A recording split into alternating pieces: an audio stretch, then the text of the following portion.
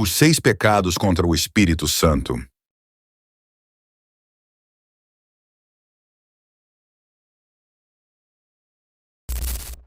Em verdade vos digo, todos os pecados serão perdoados aos filhos dos homens, até mesmo as blasfêmias.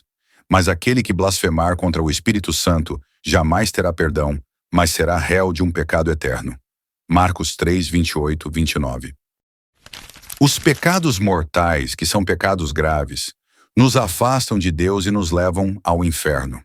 Somente através de uma boa e sincera confissão é que somos perdoados. Para se fazer uma boa confissão, é preciso ter fé que o Padre tem o poder de absolver-te. Poder esse dado pelo próprio Jesus Cristo. Aqueles a quem perdoardes os pecados, ser-lhes-ão perdoados. Aqueles a quem os retiverdes, ser-lhes-ão retidos. Jó 20, 23. É preciso também estar arrependido de ter pecado e prometer nunca mais fazê-lo novamente.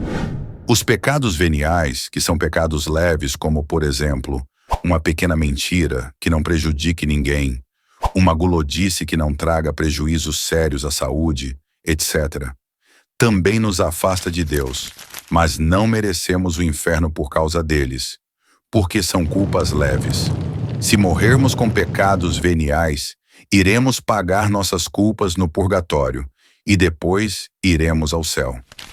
Sendo Deus puríssimo, inadmissível que se fique em sua divina presença com alguma mancha por menor que seja.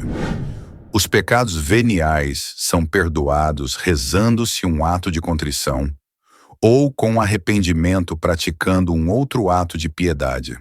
Mas, no entanto, por causa do alto grau de malícia que existe em alguns tipos de pecados, recebem um outro tipo de qualificação, como, por exemplo, pecados que bradam aos céus e clamam a Deus por vingança, homicídio voluntário, por exemplo.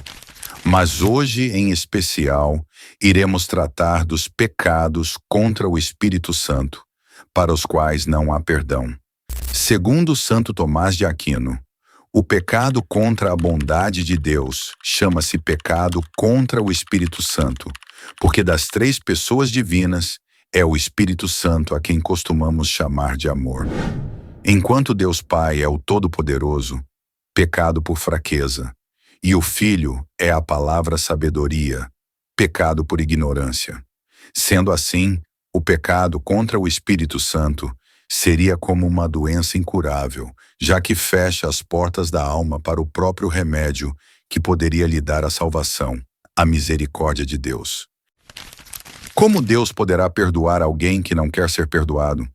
Ora, a blasfêmia contra o Espírito Santo é o pecado cometido pelo homem, que reivindica seu pretenso direito de perseverar no mal, em qualquer pecado, e recusa por isso mesmo a redenção. O homem fica fechado no seu pecado, tornando impossível da sua parte a própria conversão e também, consequentemente, a remissão dos pecados que considera não essencial ou não importante para a sua vida. Santo Tomás de Aquino responde que se trata de um pecado imperdoável por sua própria natureza, porque exclui aqueles elementos graças aos quais é concedida a remissão dos pecados. Blasfemar contra o Espírito Santo é desprezar as inúmeras evidências bíblicas sobre sua obra e natureza. É se agarrar a conceitos pré-estabelecidos, desprezando a luz que emana do Espírito Santo de Deus. A Bíblia é clara sobre o pecado imperdoável. Blasfemar contra o Espírito Santo é desprezar as abundantes evidências que temos à nossa disposição.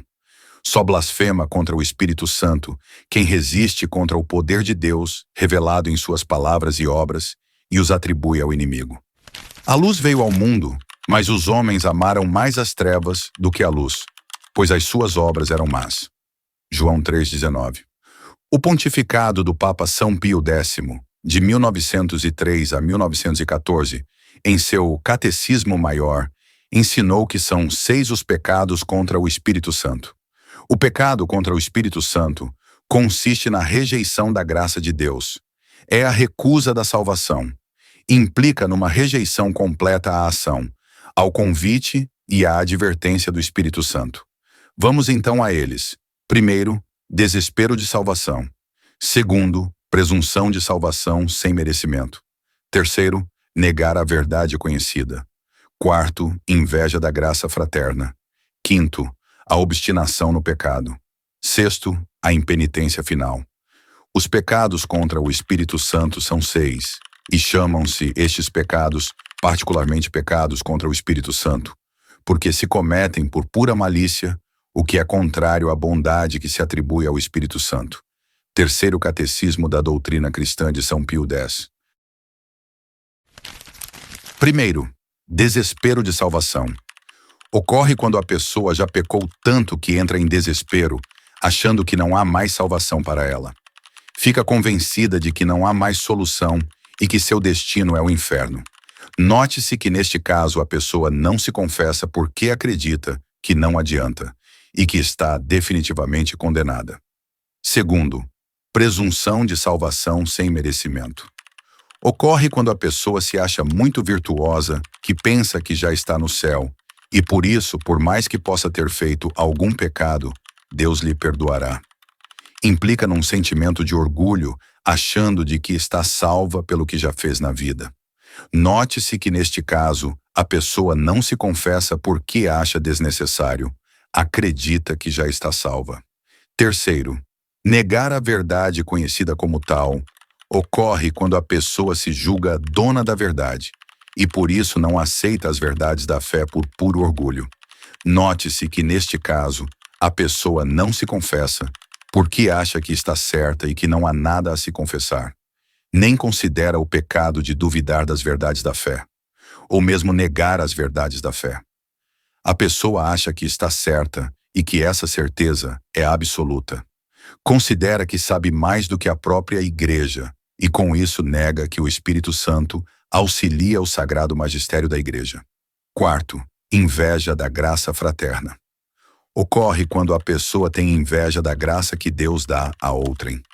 O invejoso irrita-se porque o seu próximo conseguiu algo de bom e por isso revolta-se contra Deus.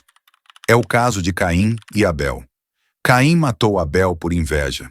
Note-se que neste caso, a pessoa não se confessa porque está revoltada contra Deus e não há arrependimento em seu coração.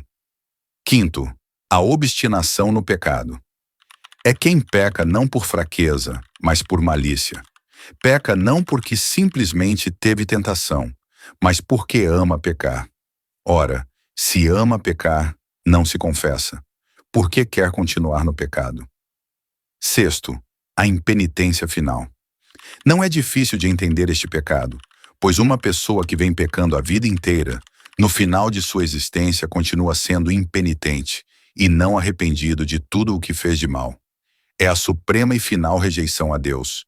Mesmo estando no fim da vida e sabendo que vai morrer, a pessoa não quer mudar de vida. Esta não se confessa porque rejeita Deus até nesta hora extrema. Deus não condena ninguém. Ao contrário, Deus não quer que ninguém se perca, mas que todos cheguem a se converter.